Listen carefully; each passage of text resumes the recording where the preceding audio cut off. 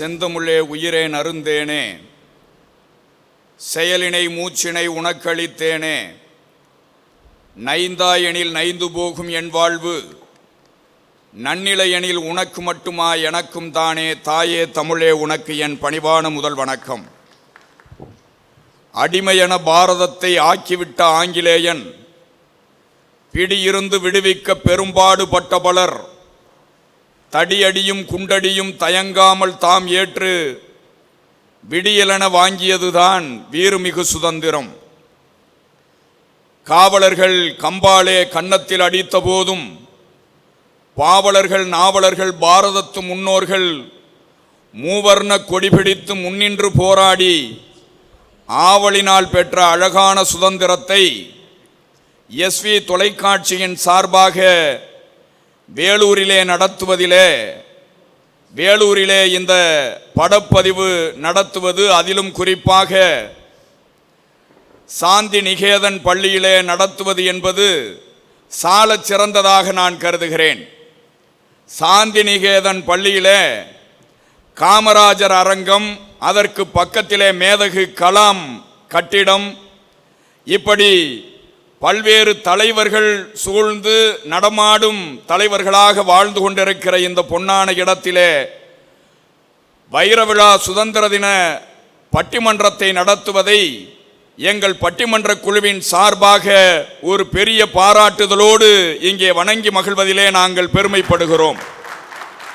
இந்த நிகழ்ச்சியினை சீரும் சிறப்புமாக தலைமை தாங்கி நடத்தி தந்த சாந்தி நிகேதன் பள்ளியினுடைய தலைவர் மரியாதைக்குரிய ஐயா திருநாவுக்கரசு அவர்களே, இந்த நிகழ்ச்சியிலே சிறப்பு விருந்தினராக பங்கு பெற்று பல்வேறு விதமான ஆக்கப்பணிகளை வேலூரிலே செய்து வருகிற இந்திரா சூப்பர் ஸ்பெஷாலிட்டி மருத்துவமனையினுடைய நிர்வாக இயக்குனர் அருமைக்கும் பெருமைக்கும் உரிய டாக்டர் ஐயா சங்கர் அவர்களே, இந்த நிகழ்ச்சியினை பட்டிமன்றத்தினை துவக்கி வைத்த பெருமைக்குரிய ஐயா கலைமகள் இளங்கோவன் அவர்களே, இந்த நிகழ்ச்சியிலே பங்கெடுத்திருக்கிற பல்வேறு சான்றோர் பெருமக்களே, செம்மொழி தமிழ் சங்கத்தினுடைய தலைவர் அருமை நண்பர் அண்ணன் வேலூர் வெங்கடேசன் அவர்களே, இந்த பள்ளியினுடைய ஆசிரியர் பெருமக்களே, விருது வாங்கி பெருமை பெற்றிருக்கிற அருமைக்கும் பெருமைக்கும் உரிய சமூக சான்றோர்களே, இந்த நிகழ்ச்சியை மிகச் சீரோடும் சிறப்போடும் நடத்தி கொண்டிருக்கிற இந்த நிகழ்ச்சியினுடைய மூலகர்த்தா நாங்கள் பெரிதும் நேசிக்கக்கூடிய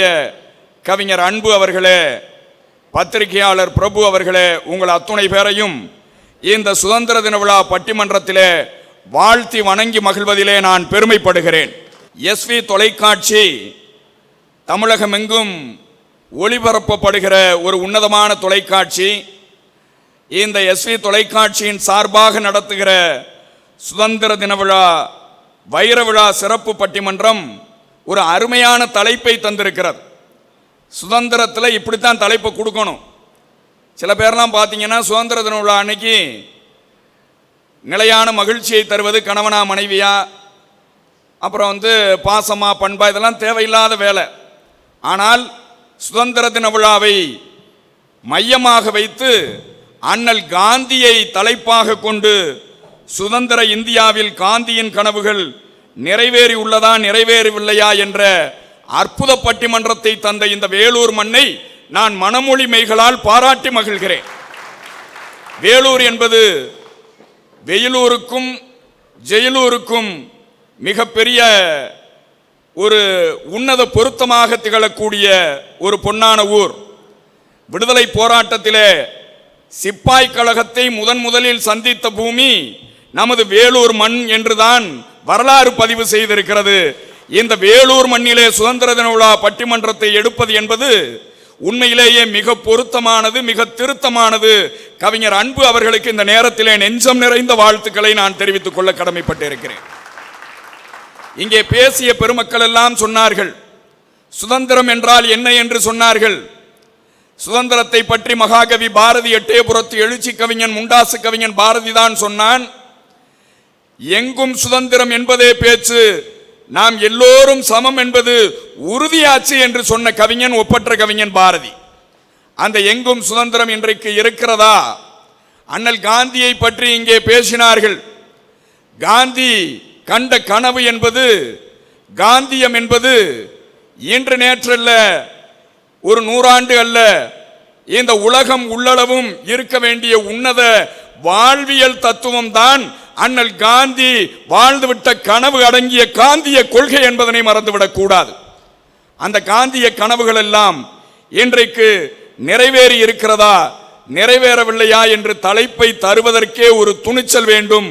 அந்த துணிச்சல் SV தொலைக்காட்சிக்கு இருக்கிறது என்பதனை இந்த நேரத்திலே நான் பாராட்டி மகிழ்கிறேன். காந்திய கொள்கை இந்தியாவிலே, சுதந்திர இந்தியாவிலே நிறைவேறி உள்ளதா, நிறைவேறவில்லையா என்ற தலைப்பிலே நிறைவேறி உள்ளது என்று பேசுவதற்காக என்னுடைய அருமை நண்பர், புதுக்கோட்டை தந்த புத்துலக சிற்பி, தமிழாசிரியர் மகா சுந்தர் அவர்கள் சுதந்திர இந்தியாவில் காந்தியின் கனவுகள் நிறைவேறி உள்ளது என்று பேச வருகை தந்திருக்கிறார்கள். காந்திய கொள்கை இன்றைக்கு சிதைந்து வருகிறது என்று பேசுவதற்காக முத்து கருத்தெடுத்து முத்தமிழிலே தோய்த்தெடுத்து கத்துகின்ற கடலெனவே கவி முழக்கம் செய்யக்கூடிய என் ஆர்வீ சகோதரர் கவிஞர் அன்பு அவர்கள் நிறைவேறவில்லை என்று பேச வருகை தந்திருக்கிறார்கள்.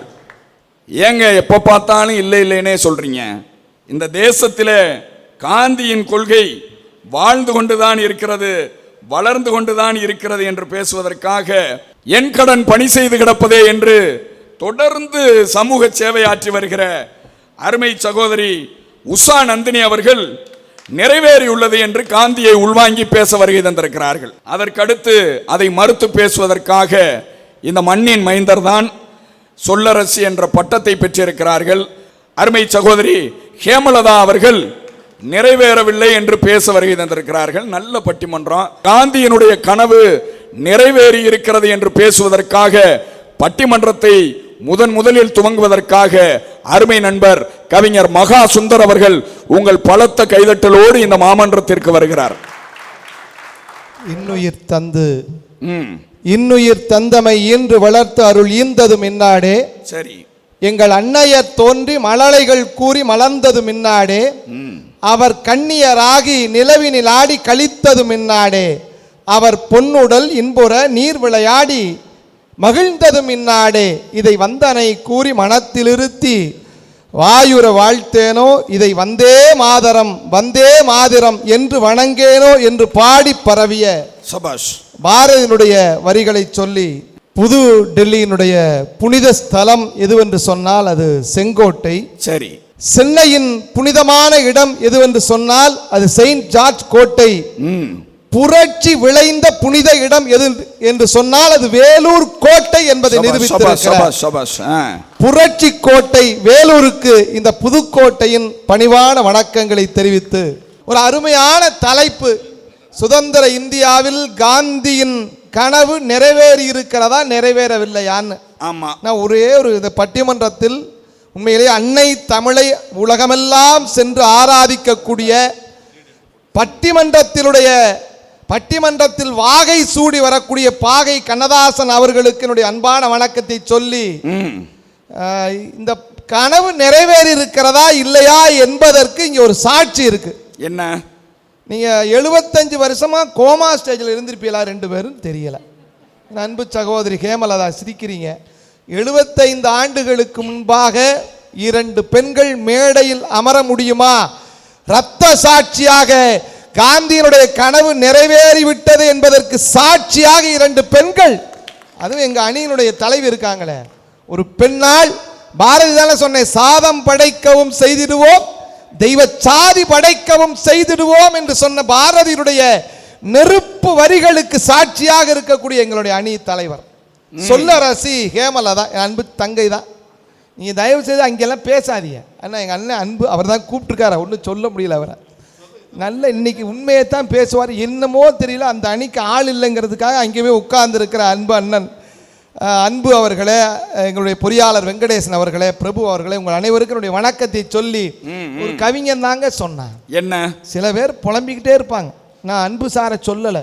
ஒரு கவிஞன் சொன்னான், இரவில் சுதந்திரம் வாங்கி விட்டோம் இன்னும் விடியவே இல்லைன்னா. சரி. அதுக்கு இன்னொரு கவிஞர் சொன்னாரு, நான் அன்பு தங்கை ஹேமலதா சொன்னாங்கன்னு சொல்ல மாட்டேன். விடிந்தாகி விட்டது நீதான் இன்னும் விழிக்கவில்லைன்னு. இன்னொரு கவிஞன் சொன்னா, கவிதையை பாருங்க, இரவில் சுதந்திரம் வாங்கி விட்டோம் இன்னும் விடியவே இல்லைன்னு ஒரு கவிஞன் சொன்னா, விடிந்தாகி விட்டது இன்னும் விழிக்கவே இல்லைன்னு இன்னொரு கவிஞன் சொன்னான்.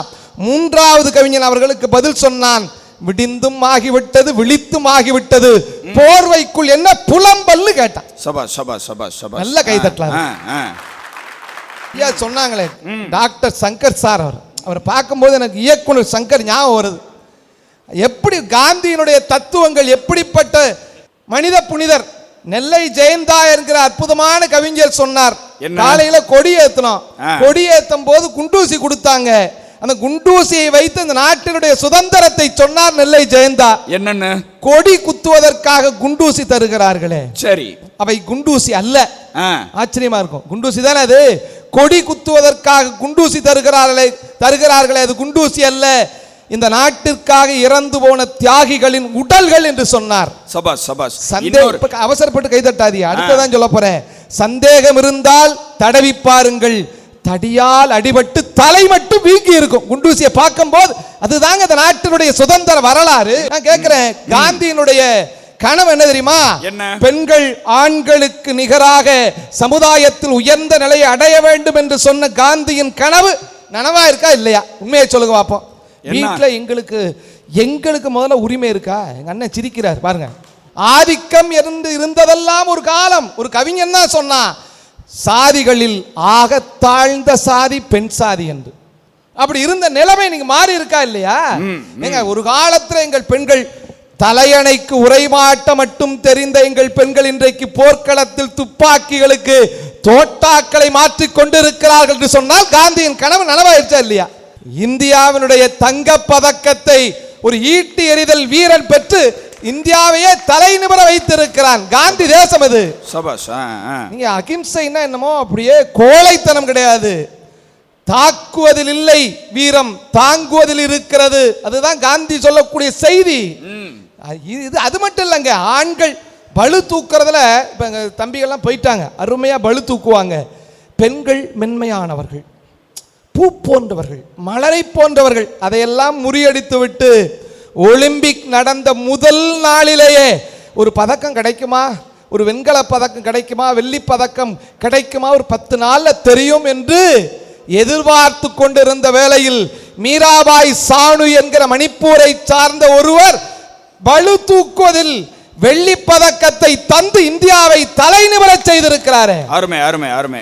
இளமை காலத்துல விறகு கட்டையை தூக்கும் போது தம்பியும் அவங்களும் போயிருக்காங்க, தம்பினால தூக்க முடியல. இந்த பொண்ணு அப்படியே தூக்கி வச்ச உடனே அப்பவே முடிவு பண்ணிட்டாங்க, இதுதான் காந்தியின் தேசம். பூனை கண்ணை மூடிட்டு இருந்தா உலகமே இருண்டு போச்சுன்னு சொல்லுமா. அப்படி இல்லவா நீங்க இருக்கிறது? என்னங்க காந்தியினுடைய கனவு என்ன நினைவாகவில்லை? தூய்மை பணியாளர்கள், துப்புரவு பணியாளர்கள் சொன்னாங்க. அதை போன ஆட்சியில் தூய்மை பணியாளர்கள் மாத்துறாங்க. நான் சொல்றேன், அவங்க தூய்மை பணியாளர்கள் மட்டுமல்ல நண்பர்களே, அவர்கள் தூய்மை பணியாளர்கள் அல்ல, அவர்கள் தான் தாய்மை பணியாளர்கள். ஆஷான்னு பேரு. மணிப்பூர் என்கிற மாநிலத்திலே ஆஷா என்கிற மிகவும் பிற்படுத்தப்பட்ட பிரிவிலே பிறந்த ஒரு பெண் கணவன் விட்டுட்டு போயிட்டான். பெற்றோர்களுக்கு சோறு போட வேண்டும், படிக்கல, 2 பிள்ளைகளுக்கு சோறு போடணும். என்ன செய்தா தெரியுமா அந்த ஆஷா என்கிற பெண்? இப்ப சினிமாவில் கூட ஒரு வசனம் வருது, மிகச்சிறந்த சொல் எது தெரியுமா? சொற்களில் மிகச்சிறந்த சொல் எது தெரியுமா? வேலைக்காரன்கிற படத்தில் செயல், செயல்தான் மிகச்சிறந்த சொல் என்று ஒரு அருமையான வசனம் போயிட்டு இருக்கு. அந்த துப்புரவு பணியை செய்து கொண்டே என்ன செய்தாள்?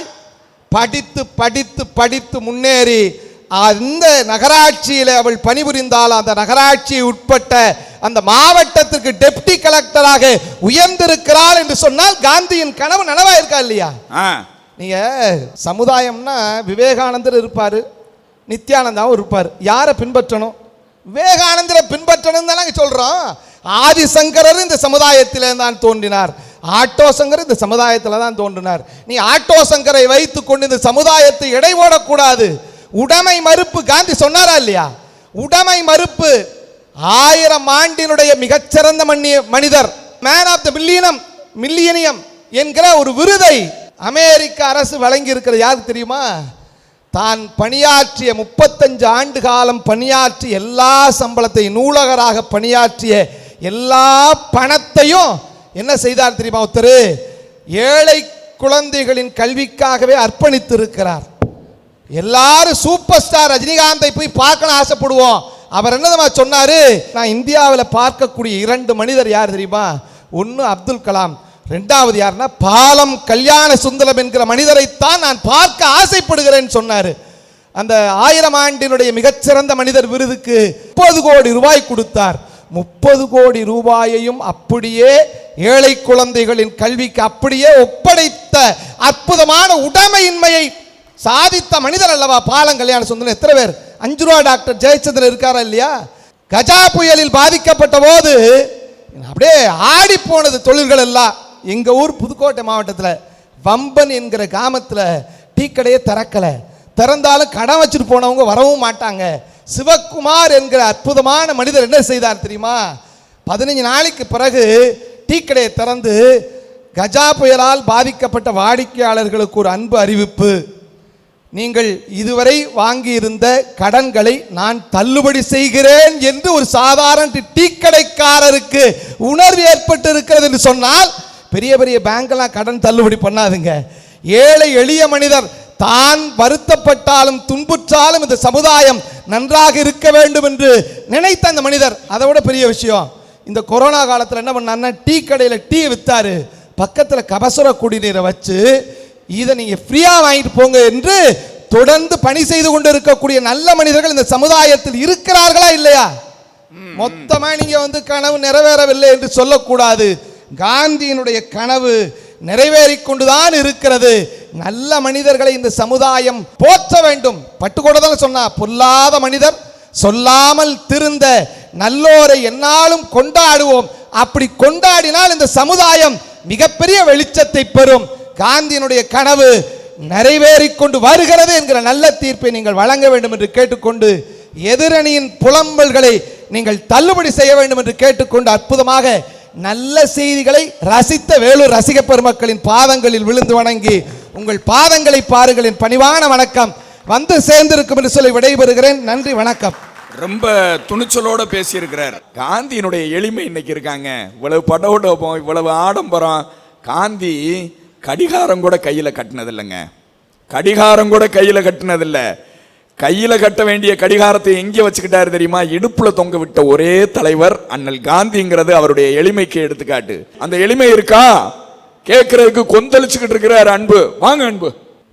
எஸ்வி தொலைக்காட்சியின் சுதந்திர தின பட்டிமண்டபத்திலே இல்லங்களிலே இருந்தும் தன்னுடைய உள்ளங்கள் மகிழ்ச்சியாக கேட்டுக்கொண்டிருக்கக்கூடிய இனிய தமிழ் மக்கள் அனைவருக்கும் சுதந்திர தின நல்வாழ்த்துக்களை மிக்க மகிழ்ச்சியோடு தெரிவித்துக் கொள்வதிலே மிக்க மகிழ்ச்சி அடைகிறேன். சுதந்திர இந்தியாவில் காந்தி கனவு கண்ட கனவு நிறைவேறுகிறதா இல்லையான்னு. ஆமா. ஆனா இந்த நாட்டில் கனவே காணாத ஒரு மனுஷன் யாருன்னா அவர் தான் காந்தி. எந்த ஆசையும் கிடையாது, எந்த கனவு அவர் கண்டது கிடையாது. ஆனால் அவர் கனவு கண்டதாக நாம் சொல்லுகிறோம். ஆனால் பெரிய மகிழ்ச்சி என்னன்னா, பெரிய விஷயம் என்னன்னா, இந்த நாட்டில் எல்லாரையும் கனவு கண்ட சொன்னவர் யாரு? அப்துல் கலாம். சரி, அப்துல் கலாம் கனவு மிகச்சிறந்த விஞ்ஞானி, நான் இல்லைன்றதுக்கு இல்லை, இந்தியாவினுடைய மானத்தை காப்பாற்றுறவர். ஆனால் சொன்னாரு, இளைஞர்களே கனவு காணுங்க, 2020 இந்தியா வல்லரசாயிடும்னாரு. 19லேருந்து ஆரம்பிச்சு இந்த 3 வருஷமா இந்தியா எங்கடா இருக்குது? நோய்வாய்ப்பட்டு அவ அல்லாடி கொண்டு இருக்கக்கூடிய நேரத்தில் காந்தி எனக்கு கனவு நிறைவேறிச்சுன்னா என்னையா நிறைவேறிச்சு? ஆனால் தான் வைரமுத்து சொன்னார், அவன் பட்டு வேட்டியை பற்றி கனவில் இருந்த போதும் கட்டியிருந்த கோவணமும் களவாடப்பட்ட தேசம்தான் இந்த தேசம் என்று சொன்னார்னா, காந்தி கனவு எங்கேயா நிறைவேறி இருக்குது? என்ன தேவையில்லாம பேசிட்டோமோன்னு முழிச்சுக்கிட்டு இருக்கிறார் மகாசுந்தர். ஒருத்தர் சொன்னா வீட்டில் சுதந்திரம் இல்லையா? சரி, எங்களுக்கு வீட்டில் சுதந்திரம் இல்லை, அதனால தான் வெளியே வந்து பேசுகிறோம். வீட்டில் போன வாரம் எல்லாம் அருமையான ஒரு பிரியாணி சமைச்சிருக்கிறாங்க வீட்டில். சரி, நான் மாடியில் உட்காந்து பையனோட கேரம் போர்டு விளையாண்டுருக்கேன். கீழே இருந்து என் மனைவி சொன்னான், டேய் சாப்பாடாச்சு எல்லாம் வாங்கடான்னா. நான் அமைதியாக வந்து சாப்பிட்டுருக்கலாம். மெதுவாக இறங்கி வந்து என்னையுமா கூப்பிட்டேன்னு. உடனே மனைவி சொன்னா, உன்னை வேற தனியாக கூப்பிடணுமா அப்படின்னா எங்க மரியாதை எப்படி இருக்குது பாத்தீங்களா? அல்ல, நம்ம மரியாதையெல்லாம் இப்படி போய்கிட்டு இருக்குங்கிறதுல தான் அவங்களுக்கும் சிரிப்பை பத்தியலா, அவங்க வீட்லயும் அங்கே அதான் நடந்துகிட்டு இருக்கு. மரியாதை இன்னைக்கு வீட்டுல யாருங்க சுதந்திரமா இருக்கா? ஒரு ஆணுக்கு சுதந்திரம் இல்லைங்க. பாத்தீங்கன்னா இந்த தேசம் என்ன ஆச்சுன்னா அந்த காலத்துல எங்க அன்புக்கு நாட்டுக்கு சுதந்திரம் இருக்கோ இல்லையா அதை பத்தி அவருக்கு கவலை இல்லை. ஆண்களுக்கு சுதந்திரம் இல்லையா? வீட்டுல ஆண்களுக்கு சுதந்திரம் இல்லையா? சொல்லுங்க. நடுவர்களே பாத்தீங்கன்னா அந்த காலத்துல எல்லாம் முகமூடி போட்டு கொள்ளையன் வருவான்னு நினைப்பாங்க. சரி, முகமூடி போட்டு தான் கொள்ளையன் வருவான்னு நாம் இதுவரை நினைச்சிருக்கோம். ஆனால் கொரோனா என்கிற கொடிய நோய் வந்த பிறகு சில அரசியல்வாதிகள் முகமுடியிலேயே கொள்ளையடித்த தேசம்தான் இந்த தேசம் என்பதை ஒருபோதும் மறந்து விடக்கூடாதுங்க. காந்தியின் கனவு எங்க நிறைவேறிச்சு? காந்தியே நமக்கு எழுத்து சுதந்திரம், பேச்சு சுதந்திரம் எல்லாம் வேணும் சொன்னாரு. இந்த நாடு ஜனநாயகம் அடைய வேண்டும் சொன்னாரு. நம்ம என்ன பண்றோம்னா வாக்கு உரிமை, ஓட்டு உரிமைங்கிற மிகப்பெரிய உரிமை நமக்கு கிடைச்சிருக்கு. அது இந்தியன் சரியாக பயன்படுத்துறானா? அவனுடைய கனவு நிறைவேறுகிறதா? இந்தியன் எப்படி இருக்கிறான்னா ஜோசிய கிளி மாதிரி இருக்கிறாங்க. நடுவுல நான் கேட்கிறேன், இந்த சுதந்திர நாட்டுல என்னங்க ஜனநாயகத்துல ஓட்டு போட நம்ம போறோம். சரி, நம்ம விரல்ல மை வைக்கிறாங்க. நம்பிக்கை ஜனநாயகத்துல ஜனங்களுக்கு மத்திய நம்பிக்கை இல்ல. நம்ம விரல்ல நடுவர்களே நம்ம விரல்ல எதுக்கு மை வைக்கிறாங்க தெரியுமா? எதுக்கு? இந்த சுதந்திர இந்தியாவில் உன் முகத்தில் கரி பூச முடியாது, உன் விரலையாவது கரிப்படுத்துகிறோம் என்று சொல்லிதான் விரல்ல கரி பூசுறாங்க. நம்ம மேல நம்பிக்கை இல்லை. அதனாலதான் இந்த தேசத்தினுடைய வாக்காளன் எப்படி இருக்கிறான்னா ஜோசிய கிளி மாதிரி இங்க இருக்கான், ஒரு ஜோதிட கிளி மாதிரி இருக்கான். என்ன ஆகுதுன்னா கூண்ட திறந்த உடனே கிளி வந்து சுதந்திரம் கிடைச்சிச்சு பறந்து போகணும்னு நினைக்காது. வெளியே வந்து ஒரு சீட்டை எடுத்து கொடுத்துட்டு, ராஜாவுக்கு ஒரு சீட்டை எடுனா சீட்டை எடுத்து கொடுத்துட்டு கொடுக்கிற நெல்லை வாங்கிக்கணும், மறுபடியும் கூண்டுக்குள்ள போகுது. ஒவ்வொரு முறையும் தேர்தல் வருகிற போது இந்திய வாக்காளன் அப்படித்தான் இருக்கிறான். ஜோதிட கிளியை போல வெளியே வந்து சீட்டை எவனுக்கோ எடுத்து கொடுத்து விட்டு சில்லறை எவனுக்கோ சேர்த்து விட்டு சில இலவச சலுகை நெல்மணிகளுக்காக மீண்டும் போய் கூண்டிலே மாட்டிக்கொள்ளுகிற ஜோதிட இந்த தேசத்திலே இளைஞர்கள் வாக்காளர்கள் இருக்கிறார்கள் என்பதுதான். வாக்காளர்கள் மட்டும் இல்ல அன்பு, அரசியல்வாதியும் அப்படித்தான் இருக்கான். அதனாலதான் வைரமுத்து எழுதினாரு, ஒரு காலத்தில் வியாபாரம் செய்ய வந்தவர்கள் அரசியல் நடத்தினார்கள், ஒரு காலத்தில் வியாபாரம் செய்ய வந்தவர்கள் அரசியல் நடத்தினார்கள், இன்றைக்கு அரசியல் நடத்துபவர்கள் வியாபாரம் செய்கிறார்கள் எழுதினார். பாத்தீங்களா? நான் கேட்கிறேன், காந்தியின் கனவு நிறைவேறிச்சுன்னு சொல்றீங்களே, காந்தி என்ன சொன்னார்னா ஒரு பெண் சரி உடல் முழுக்க நகைகளை கட்டி போட்டுக்கிட்டு இரவு 12 மணிக்கு வெளியே போய் அவள் சுத்தி விட்டு மீண்டும் வீட்டுக்கு வந்தால், அப்படியே இருந்தால் இந்த நாடு சுதந்திரம் அடைந்ததாக காந்தி கனவு கண்டாரு. சரி, ராத்திரி 12 மணிக்கு வந்தாங்க, பகல் 12 மணிக்கே போக முடியாதுங்க. சைன் பறிக்கிறது அதிகமானது, எங்க பாதுகாப்பு இருக்குது? ஆனால் தான் சொன்ன பட்டுக்கோட்டை பத்தி சொன்னார் மகாசுந்தர், திட்டம் போட்டு திருடற கூட்டம் திருடி கொண்டே இருக்குது, அதை சட்டம் போட்டு தடுக்கிற கூட்டமும் தடுத்து கொண்டே இருக்குது. திருடனா பார்த்து திருந்தாவிட்டா திருட்ட ஒழிக்க முடியாது. ஆனா இன்னைக்கு என்ன, திட்டம் போட்டு திருடற கூட்டம் திருடி கொண்டே இருக்குது. 5 ஆண்டு திட்டம், 10 ஆண்டு திட்டம் அப்படின்னு திட்டம் போட்டு திருடற கூட்டம் திருடிக்கிட்டே இருக்குது. எந்த திட்டமும் மக்களுக்கு வந்து சேர போறதில்லை. சட்டம் போட்டு தடுக்கிற கூட்டமும் திருடி கொண்டே இருக்குதுங்கிறத இந்த நாட்டினுடைய நிலைமை. சரி நடுவர்களே, இந்த நாட்டில் எத்தனை திட்டங்க இன்றைக்கு திட்டம் போடுகிறார்களே, பாராளுமன்றத்தில் சட்டமன்றத்தில் மக்களுக்கு போய் சேருதா? ஒருத்தன் ஒரே ஐஸ் வாங்கினான். அந்த ஐஸை குடும்பத்தில் இருக்கிற எல்லாத்துக்கும் கொடுக்கும்போது குச்சி தான் மீறும். ஒருத்தன் மேலே சட்டம் போடுறான் பாராளுமன்றத்தில், ஐஸ் மாதிரிங்க. அங்கே சட்டம் போடுறவன் ஒரு சூப்புறான், அதுக்கு அடுத்தது கீழே வந்தா ஒரு அமைச்சர் ஒரு சூப்புறான்.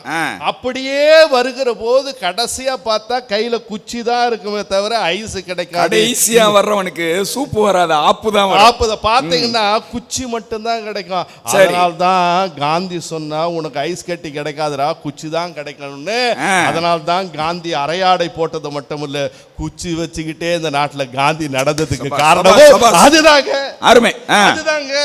பேராசிரியர் அப்துல் காதர் தான் சொன்னார். என்ன சொன்னார்னா, முருகா இந்த சுதந்திரத்துல சொல்லி ஆகணும். சரி. முருகா உன் வண்ணம் செவ்வண்ணம், உன் தந்தை சிவபெருமான் வண்ணம் திருநீற்றின் வெள்ளை வண்ணம், உன் தாய் பார்வதியின் வண்ணம் பச்சை வண்ணம். மொத்தத்தில் முருகா உங்கள் குடும்ப வண்ணம் எங்கள் தேசிய கொடி வண்ணம். நீ ஏறிய மயில் தேசிய பறவையானது. சபாஷ், முருகா, சபாஷ், நீ சபாஷ். தேசிய தமிழ் மட்டும் தேசிய மொழி ஆகவில்லையே என்று சொன்னால் அந்தந்த மொழிகள் தேசிய மொழியாக ஆக்கப்படணும்னு காந்தி கண்ட கனவு நிறைவேறிச்சா? நடுவர்களே சொன்னாரு, கார்கில் யுத்தத்துல எவ்வளவு தியாகம் பண்ணாங்க. கார்கில் யுத்தத்திலே போரிலே எல்லையிலே அடிபட்டு சாகக்கூடிய அந்த வீரர்களுக்கு அவங்க புதைக்கிறதுக்காக சவப்பெட்டி பண்ணாங்கல்ல ஐயா நடுவர்களே, சவப்பெட்டி. அந்த சவப்பெட்டி செய்வதில் கூட அரசியல் கட்சி தலைவர்கள் ஊழல் பண்ணியிருக்கான். என் தேசத்து இளைஞன் ஒருத்தர் எழுதுனா, எங்கள் அரசியல்வாதிகள் வீரர்களை புதைப்பதற்காக வாங்கிய சவப்பெட்டியில் ஊழல் செய்தார்கள், அவர்கள் புதைப்பதற்காக இருந்த சவப்பெட்டியில் ஊழல் செய்தார்கள், அவர்கள் எரிப்பதாக இருந்திருந்தால் தீப்பெட்டியில் கூட ஊழல் செய்திருப்பார்கள் எழுதி காட்டுகிற அளவுக்கு இன்னைக்கு இருக்கிறது என்று சொன்னா என்ன அந்த நாட்டில் நடக்குது? இந்தியா ஒலிம்பிக்கில் தங்கம் வாங்கவில்லையே, ஒலிம்பிக்கில் வெண்கலம் வாங்கவில்லையே அப்படின்னு போராடி கொண்டிருக்கிறோம். ஏதோ அத்திப்பூத்தார் போல ஈட்டி எறிவதில் ஒருத்தர் வாங்கிட்டார்னு சரவணன் சொன்னார். இந்த நாட்டை நான் சொல்றேங்க, உலகத்தில் எவனும் தங்கம் பிறக்க முடியாது. இந்தியாவுதான் அத்தனை தங்கத்தையும் அள்ளி வர வேண்டும் என்று சொன்னால் சரி, ஊழலுக்கு ஒரு போட்டி வையுங்கள் ஒலிம்பிக்கில். எங்கள் அரசியல் தலைவர்கள் அத்தனை தங்கங்களையும் அள்ளி வந்து விடுவார்கள் இந்த நாட்டில் உடம்ப. ஒரு 3 வருஷத்துக்கு முன்னாடி அங்க பாத்தீங்கன்னா சென்னை பக்கத்தில் இருக்கக்கூடிய திருப்பெரும்பூர்ல என்ன பண்ணிட்டா, ஒரு முருகர் சிலையை கடத்தின்னு போயிட்டாங்க அமெரிக்காவுக்கு. நடுவர் ஐயா, முருகர் சிலையில கடத்தின்னு போயிட்டான். சரி, நியூயார்க் ஏர்போர்ட்ல கஸ்டமர்ஸ்ல பிடிக்கிறாங்க. பாத்தீங்கன்னா சாக்கு பைய திறந்த உடனே முருகர் இருக்கிறாருங்க. நியூயார்க் ஏர்போர்ட்ல முருக கஸ்டமர்ஸ் ஆபீஸ்ல போயிட்டு ஏர்போர்ட்ல நிக்கிறார். திருப்பரங்குன்றத்தில் முருகா நீ சிரித்தால் திருத்தணி மலை மீது எதிரொலிக்கணும். திருப்பரங்குன்றத்தில் முருகா நீ சிரித்தால் நியூயார்க்கில் சேர்த்து எதிரொலிக்கணும். முருகன் தனியா அட்டென்ஷன்ல நிக்கிறான்.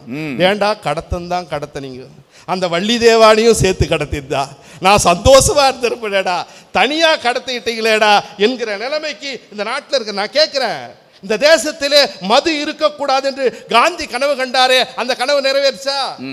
டாஸ்மார்க்கில் பாட்டிலை ஊற்றி கொடுக்கறதுக்கும் எடுத்து கொடுக்கறதுக்கும் 10th பாஸ் ஆயிருக்கணும்ன்றான். படித்தவனை இதை விட கேவலப்படுத்த முடியாதுங்க இந்த தேசத்தில். டாஸ்மார்க்கில் வேலை செய்வதற்கு கூட 10th பாஸ் மார்க் பண்ணியிருக்கணும்னு சொல்லுகிற நிலைமை ஒரு டாஸ்மார்க்கில் எழுதியே போட்டிருக்கான். ஐயா வெங்கடேசன் ஐயா, காந்தி விரும்பினதுல ரொம்ப முக்கியமான கொள்கை மதுவிலக்கு. அப்படியே ரோட்டை அளக்குறாங்களே, டே அளந்துக்கிட்டு சாக்கடைக்கில் பன்னிக்குட்டியை ஒருத்தன் தடவிக்கிட்டு இருக்கான். என்னடா மகனே இவ்வளவு முடியா இருக்கு, சாக்கடைக்கில் பன்னியை தடவிக்கிட்டு இருக்கேன். அன்பு, என்ன நீங்க கனவு நிறைவேறியிருக்கான்னு கேக்குறீங்க? இன்னைக்கு பூரா நிறைவேறியிருக்க அன்பு. சொல்லுங்க. பூரா இப்ப செல்ல வச்சுக்கிட்டு ரூமை பூட்டிக்கிறாங்க ஆன்லைன் கிளாஸ்னு. அவன் என்ன பண்றான் எது பண்றான்னு தெரியல, படுத்துக்கிட்டே தேய்க்கிறான்.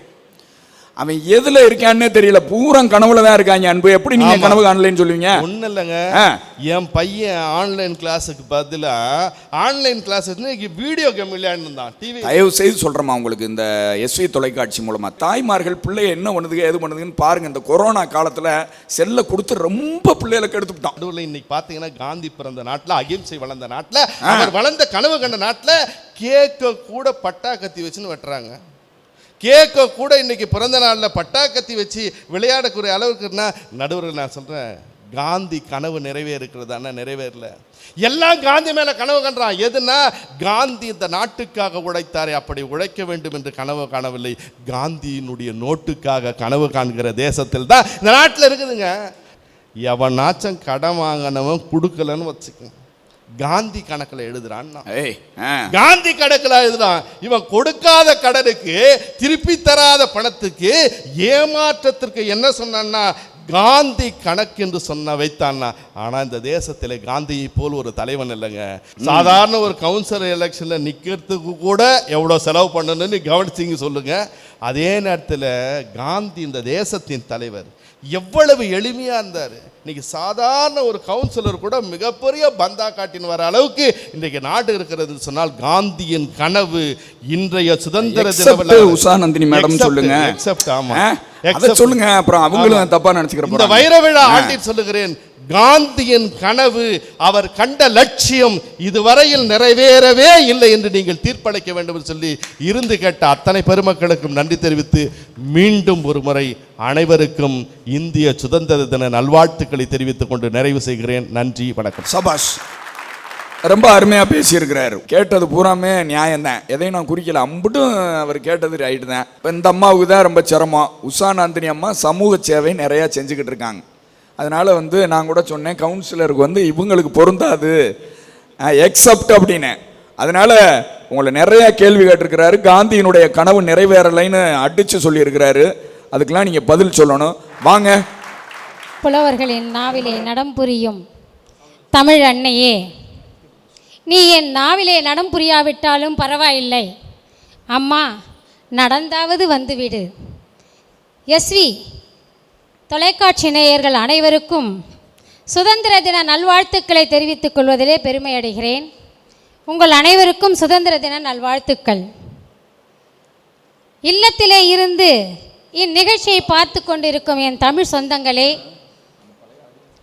பட்டிமன்றத்தின் நடுவராக வீற்றிருக்கும் நடுவர் அவர்களே, என்னோடு பேச வந்திருக்கும் பேச்சாளர்களே, இந்த அவையிலே அமர்ந்திருக்கும் சகோதர சகோதரிகளே, சான்றோர்களே, ஆன்றோர்களே, பத்திரிகை அன்பர்களே, உங்கள் அனைவருக்கும் என் மனதில் பூத்த மல்லிகையை உங்கள் கரங்களுக்கு காணிக்கையாக்குவதிலே பெரும் மகிழ்ச்சி அடைகிறேன். நன்றிகளுடன் உங்களுக்கு என் வணக்கங்களை உரித்தாக்கிக் கொள்கின்றேன். சரி, நடுவர் அவர்களே. நடுவர் அவர்களே, எங்கேயிலே மிரட்டுறீங்களே. நீங்க உண்மையிலே ரொம்ப நல்லவர்னு நான் நினைச்சேன். எப்படி?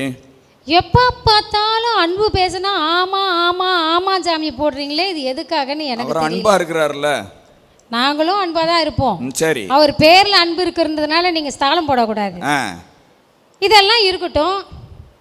ஆண்களுக்கு நிகராக 2 பெண்கள் இங்கே நாங்கள் பேச வந்திருக்கிறோம் என்றால் காந்தி கண்ட கனவு நிறைவேறி இருக்கா இல்லையா? அருமை அருமை. எனக்கு தெரியல. ஏமா இப்போ போய் நீங்கள் இதெல்லாம் தெரிஞ்சுக்கிட்டு கூட எதிரணியில் உட்காந்துக்கிட்டு இருக்கீங்கன்னா எனக்கு ஒன்றுமே புரியலையே. ஏன் நீங்கள் என்ன பேச போகிறீங்க? இந்த மாதிரிலாம் நீங்கள் பேசலாமா? அடுத்த வாட்டி நிச்சயமாக நீங்கள் எங்கள் பக்கம் வந்துடணும். சரி. உலக நாடுகளிலேயே கடமையுடன் ஜனநாயக முறைப்படி ஒரு நாடு இருக்குது அப்படின்னு சொன்னால் அது நம்ம இந்தியா மட்டும்தாங்க. பிரதமரை கேள்வி கேட்கலாம், முதல்வரை கேள்வி கேட்கலாம், கருத்துரிமையை நாம் வைக்கலாம், எழுத்துரிமையை வைக்கலாம். இவையெல்லாம் இருக்கிறது எங்கன்னு கேட்டிங்கன்னா நம்ம இந்தியாவில் மட்டும்தான். ஏன் என்றால் சிறைவாசம், இம் என்றால் வனவாசம். ஆங்கிலேயரிடத்தில் நம்ம அடிமைப்பட்டு அடிமை சங்கிலியிலே மாட்டிக்கொண்டிருந்த பொழுது காந்தி அவர்கள் அல்லவா நம்மை காப்பாற்றினார். சுதந்திரம் வாங்கி கொடுத்து இன்று சுதந்திர பறவைகளாக நாம் இங்கே சுற்றித் திரிகிறோம் என்றால் அந்த சுதந்திரத்தை அனுபவிக்காமல் யாராவது இருந்திருப்பாங்களா? நடுவரே இருப்பாரா? சுதந்திரத்திற்கு முன்னாடி இந்த மாதிரி எதிர்மேடை போட்டு இவர்கள் எல்லாம் எதிராக பேச முடிந்திருக்குமா? இல்லை, தொலைக்காட்சி பட்டிமன்றத்தில் இதுதான் முதல் பட்டிமன்றமா. ரொம்ப அருமையாக பேசுகிறாங்க, உண்மையிலே பாராட்டு. அப்படி இருக்கும் பொழுது இவர் எப்படி பேசுறாரு? அன்பு பேசுறாரு, வம்பா பேசுறாரு, ரொம்ப ரொம்ப வம்பா பேசுறாரு. கல்வியை எடுத்துக்கலாம். இப்போ கல்வி எல்லாருக்கும் கிடைச்சது. அந்த காலத்தில் உயர்ந்த ஜாதியினருக்கு மட்டுமே கல்வி கிடைச்சது, தாழ்ந்த ஜாதியினருக்குலாம் கல்வியே கிடையாது. சரி. ஏன் காந்தியே கூட அயல் நாட்டில் தான் போயிட்டு அவருடைய லாவை படிச்சுட்டு வந்தார். தென்னாப்பிரிக்காவிலே அவர் படிக்கும் பொழுது அவரை பூட்ஸ் காலால் எட்டி உதைத்தார்கள், ரயில் பெட்டியிலிருந்து தூக்கி எறிந்தார்கள். ஆனால் அயல் நாட்டிலே இருப்பவர்கள் இப்பொழுது நம்ம இந்தியாவிற்கு வந்தால் அவர்களை அன்போடு அரவணைத்து அவர்களுக்கு நல்ல கல்வியை, அனைவருக்கும் கல்வி திட்டம்னு கொண்டு வந்திருக்கோம், சமச்சீர் கல்வியை கொண்டு வந்திருக்கோம். இதெல்லாம் காந்தி கண்ட கனவின் வெற்றி இல்லையா? நடுவர் அவர்களே, நீங்கள் சொல்லுங்க. இல்லை, அதெல்லாம் சரிதான். நான் இங்கிட்டும் ஜால்ரா போடுவேன், இங்கிட்டும் ஜால்ரா போடுவேன், அவ்வளோதான். ஏன்னா கரண்டி பிடுங்கின கை இன்னைக்கு கம்ப்யூட்டரில் விளையாண்டுக்கிட்டு இருக்கு இல்லையா? அதெல்லாம் பெரிய சாதனை தான் உண்மையிலே. கைதட்டுங்க. ஜனநாயக நாட்டில் நாமெல்லாம் ஓட்டு போட்டிருக்கோமா இல்லையா? மக்கள் ஓட்டை போட்டு அந்தந்த இதையே மாற்றிடுறாங்க. எத்தனையோ முறை ஆட்சியையே மாற்றி இருக்கிறார்கள். ஏன் நீங்களும் ஓட்டு போட்டிருக்கீங்கல்ல?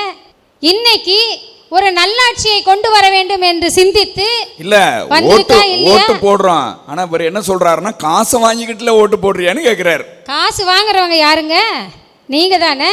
எனக்கு வேணான்னு சொல்லி தூக்கி விசிறி அடிங்க. ஒருவர் விசிறி அடிச்சா 10 பேர் விசிறி அடிக்க போறான், 100 பேர் அதை ஃபாலோ பண்ண போறான். அப்புறம் நாடே திருந்த போது இல்லையா? நான் வாங்க மாட்டேன், ஆனா வாங்குவேன், வாங்க மாட்டேன் வாங்குவேன்றது எதற்காக? வெளி வேஷம் ஒண்ணு உள் வேஷம் ஒண்ணு போடுறீங்க. நீங்களே அதுக்கு முன் உதாரணமாக இருக்க வேண்டியது தானே. அன்பு நான் காசு வாங்கிட்டு ஓட்டு போட்ட மாதிரில சொல்லிக்கிட்டு இருக்கீங்க. அன்பு அவர்களை கேட்கிறேன், நடுவர் அவர்களே சொல்லுங்க, தெளிவா சொல்லுங்க. அன்பு அவர்கள் தானே சொன்னாரு காசு வாங்கிட்டு ஓட்டு போடுறாங்கன்னு சொன்னது. அவருக்கு துணை பாடுபவர் நீங்கள் தானே. யாருக்கு? அன்புக்கு நான் துணை புரிகிறேனா? 2 பேரும் சேர்ந்தா வாங்கி கொடுத்துறோம். அப்துல் கலாம் ஐயா அவர்கள் இருந்த இந்தியா, சிவன் விஞ்ஞானி போல எத்தனையோ ராக்கெட்டுகளை விமானங்களை கண்டுபிடிச்சி இந்தியாவிலிருந்து ஏவுகணைகளை அமைச்சு இன்னைக்கு வெற்றி காணலையா? நாமெல்லாம் எதுவுமே நடக்கல. எனக்கு இல்லை பாட்டு பாடினா உங்களுக்கு எப்படி நடந்ததெல்லாம் தெரியும். அது போட்டுங்க. கொரோனாவினால இன்னைக்கு பாதிச்சிருக்கோமா இல்லையா? அமெரிக்காவே ஆடி போயிட்டாங்க. மற்ற நாடுகள் எல்லாம் கொந்தளிச்சு போயிருந்தான். என்ன செய்யணும் ஏது பண்ணணும்னு தெரியாம தவிச்சுக்கிட்டு இருந்தான். ஆனால் இந்தியாவில் ஊசிகளை நம்மெல்லாம் போட்டு இன்னைக்கு நம்ம ஒரு கண்ட்ரோல் கொண்டு வந்திருக்கோமா இல்லையா? இவை ஏங்க இந்தியாவில் தமிழகத்தில் கொரோனாவுக்கு ஊசி மருந்துகளை கண்டுபிடிக்க இடம் நாங்கள் தருகிறோம், எங்களுக்கு அனுமதி தாங்கன்னா தந்தாங்களா? தரலையே. தந்திருந்தால் நாம கொரோனாவுக்கு வியாதிக்கு மருந்தை நம்ம தமிழ்நாட்டில் இந்தியாவில் கண்டுபிடிச்சிருப்போம்ல. இதையெல்லாம் எதையும் கொடுக்க மாட்டோம், ஆனால் எங்களை குறை சொல்லுவோம் அப்படின்னா அன்பு அவர்கள் ராத்திரி போய் தூங்கிட்டு கொஞ்சம் நல்லா ஸ்டடியாக யோசிச்சு பாருங்க. பட்டிமன்றத்தில் பேசுங்கன்னு சொல்லி கூட்டிகிட்டு வந்தா அன்பை போட்டு இப்படியாக்க நாரா கிழிப்பீங்க நீங்க. உலகத்தில் இருக்கிற எல்லா நாடுகளுக்கும் ஒரு கொடி உண்டுங்க. சரி. ஆனால் நம்ம நாட்டுக்கு இருக்கிற கொடிக்கு உண்மையான அர்த்தமுள்ள ஒரு கொடி எது அப்படின்னா நம்மளுடைய தேசிய கொடி தாங்க. சொல்லுங்க. நம்மளுடைய தேசிய கொடி 3 வண்ணங்களை கொண்டது. அந்த காவி வண்ணம் இந்துக்கள் மதிக்கக்கூடியது. சரி. வெள்ளை வண்ணம் கிறிஸ்தவர்கள் மதிக்கக்கூடியது. பச்சை வண்ணம் இஸ்லாமியர்கள் மதிக்கக்கூடியது. சாதி மத வேற்றுமை இல்லாத ஒரே கொடி எது என்றால் நம்முடைய தேசிய கொடி தாங்க. இவர் என்னவோ சொன்னாரு, தேசிய கொடி இருக்குது, அது இருக்கு, இது இருக்குன்னு குற்றம். அதாவது எதையுமே குற்றமா பார்த்தா குற்றம் தாங்க. ஒரு சின்ன கல்லை எடுத்து நம்ம கண்ணுக்கிட்ட வச்சு பார்த்தா அது பெருசாக தெரியும். தூக்கி போட்டுட்டா ஒன்றுமே இல்லை. ஆனால் அதை முயற்சி பண்ணவும் மாட்டேன் தூக்கி போடுறதுக்கு, குற்றம் தான் சொல்லிக்கிட்டு இருப்பேன்னா அதுக்கு நாங்கள் என்னங்கய்யா பண்ண முடியும்? யார் மேலே கல்லை போடுறதுனே நிற்கிறாரு அன்பு.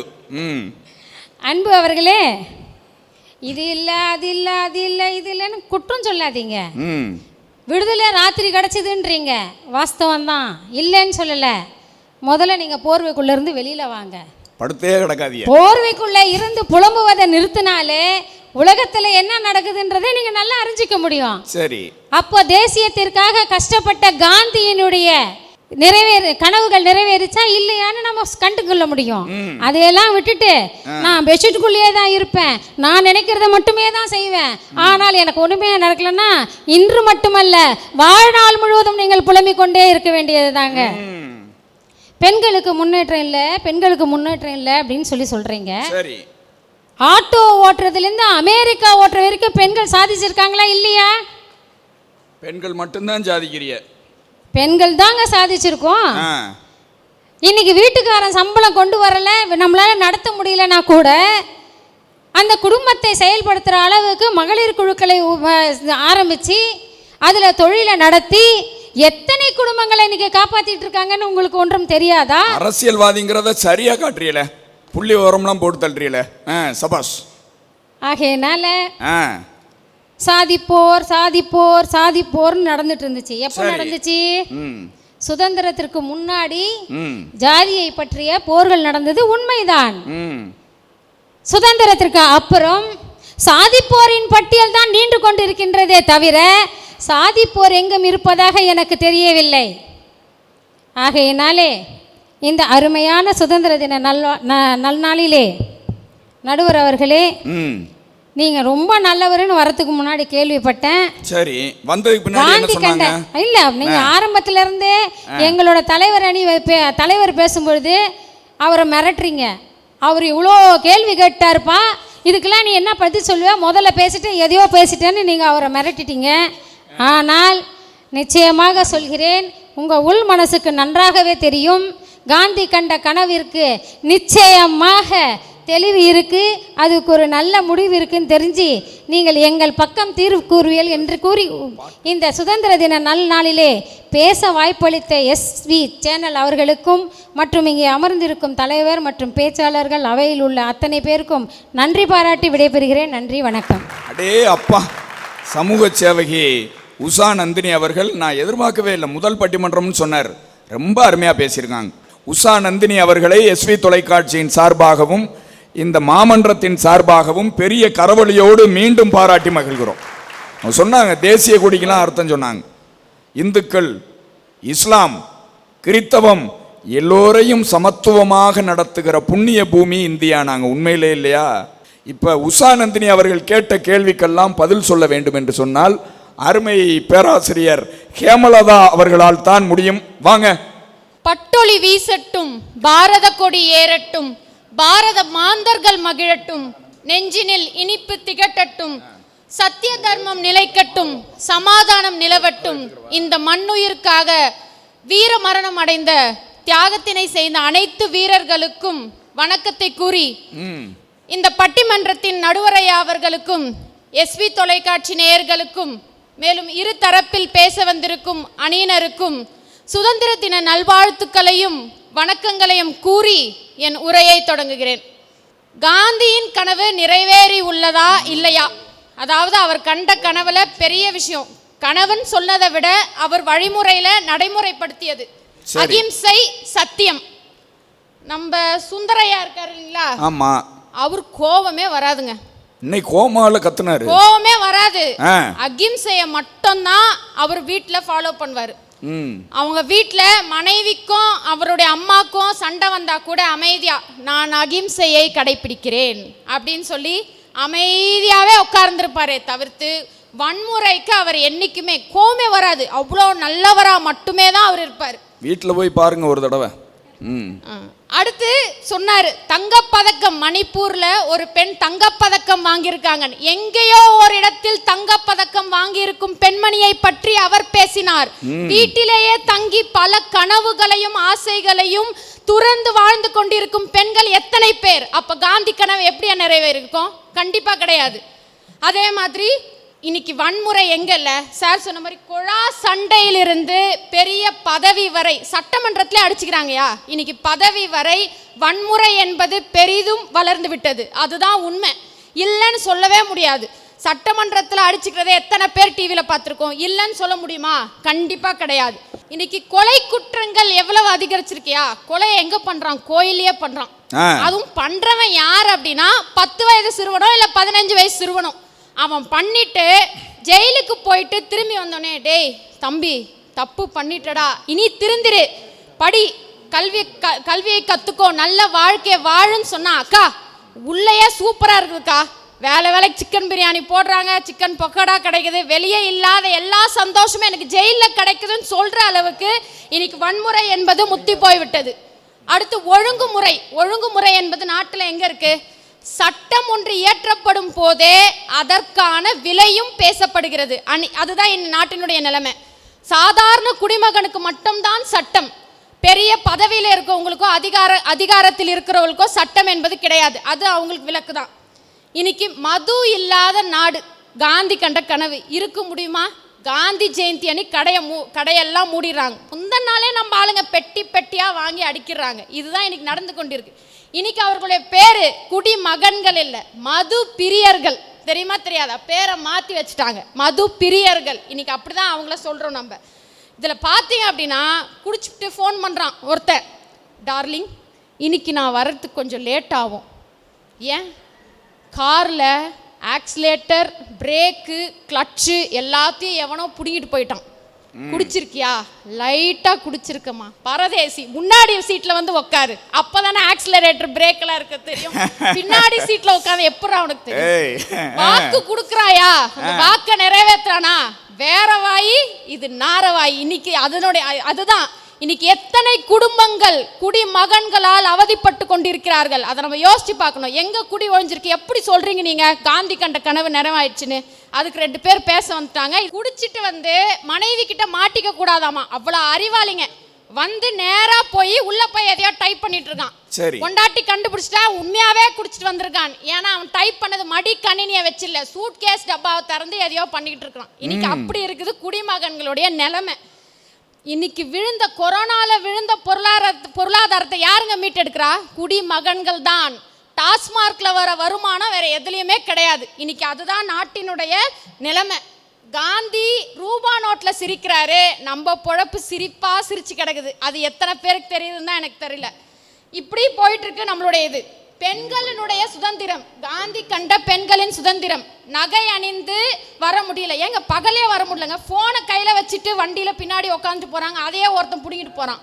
அப்ப அப்படி இருக்கு. இன்னைக்கு புடுங்கிட்டு 2 நிமிஷம் பக்கத்துல நின்று வர பாக்குறான். என்னால என்னடி செய்ய முடியும், திருப்பி வாங்க பார்க்கலாம் அப்படின்னு சொல்றான். அப்படி இருக்கு என்னுடைய நாட்டினுடைய நிலைமை. அப்புறம் பெண் சுதந்திரம் எங்க இருக்குன்னு சொல்றான். அகிம்சை என்பது பெண்களுக்கு இன்றும் எட்டாத கனியாக மட்டும்தான் உள்ளது. அதை பெண்களுக்கு பயன்படுதா? அதை நம்ம யோசிக்கணும். அகிம்சை பயன்படுதா?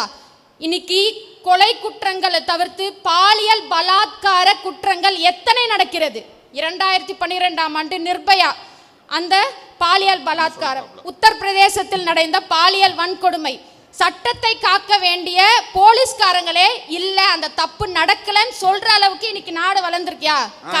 கரை படிஞ்சிருச்சு நாட்டுல. அந்த கரையை எப்படி துடைப்பீங்க?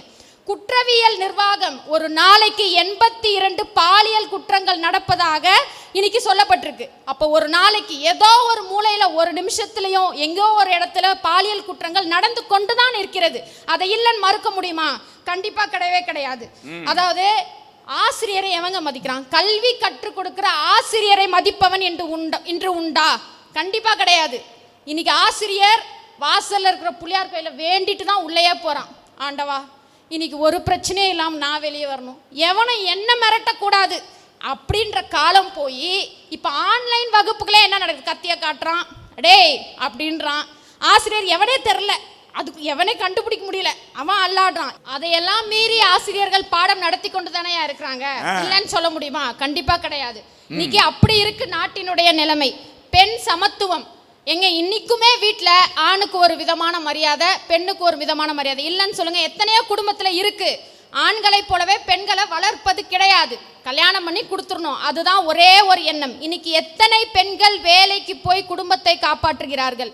குடிமகன்களாக இருக்கும் கணவர்களை வைத்துக்கொண்டு எத்தனை பெண்கள் கஷ்டப்படுகிறார்கள்? அதெல்லாம் நம்ம யோசிக்கணும். இன்னைக்கு கொரோனாவில் வாழ்வாதாரத்தை இழந்து, ஏன் கொரோனாவாலேயே உயிரிழந்த எத்தனையோ குடும்பங்களில் பெண்கள் தான் தலைவிகளாக நின்று குடும்பத்தை காப்பாற்றுகிறார்கள். இதெல்லாம் எவ்வளவு கஷ்டம். அப்ப பெண்களுக்கு கஷ்டம் இல்லையா? காந்தி கண்ட கனவு இங்க எங்க நிறைவேறி இருக்கு அப்படின்னு நம்ம சொல்லணும். காந்தியடிகள் என்ன சொன்னாரு? உடல் உழைப்பும் மூளை உழைப்பும் ஒருவனுக்கு தேவை, அதுதான் சிறந்ததுன்னு சொல்றான். இன்னைக்கு உடல் உழைப்பு எங்கயா இருக்கு?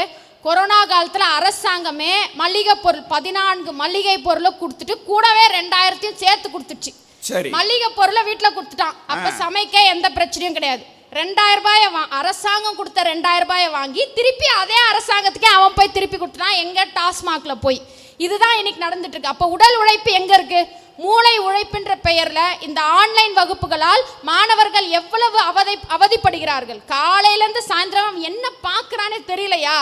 அவன் படிக்கிறத தவிர்த்து மீது எல்லாம் செய்யறான் அப்படின்றது தான் இன்று தெளிவா இருக்கு. இதுல காந்தி கண்ட கனவு நினைவாயிடுச்சு. எங்கேயோ ஒருத்தர் கண்ட கனவு நினைவாடதை வச்சு மொத்த பேரையும் எப்படி சொல்லுவீங்க காந்தி கண்ட கனவு நினைவாயிடுச்சுன்னு சொல்லி?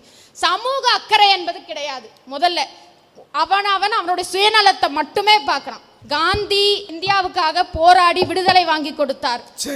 அவரை தேச பிதா என்று நாம் அழைக்கிறோம். மேலும் அவர் கஷ்டப்பட்டு வாங்கி கொடுத்த சுதந்திரத்தாலே தான் பாரதி பாடிய மாதிரி ஆடுவோமே பல்லு பாடுவோமே என பறந்து சிரிந்து கொண்டிருக்கிறோம். அந்த சுதந்திரத்தை நாம் இன்னும் நல்ல முறையில் பயன்படுத்தி நாட்டுக்கு சிறப்பை கொடுக்க வேண்டும் என்று கூறி வாய்ப்பளித்த நல்ல உள்ளங்களுக்கு நன்றி கூறி விடைபெறுகிறேன். நன்றி, வணக்கம். சபாஸ். வாங்க.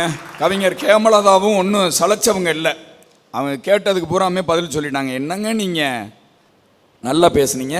அவங்களுக்கும் எஸ்வி தொலைக்காட்சியின் சார்பாக வஞ்சகமில்லாத பாராட்டை தெரிவித்துக் கொள்கிறோம்.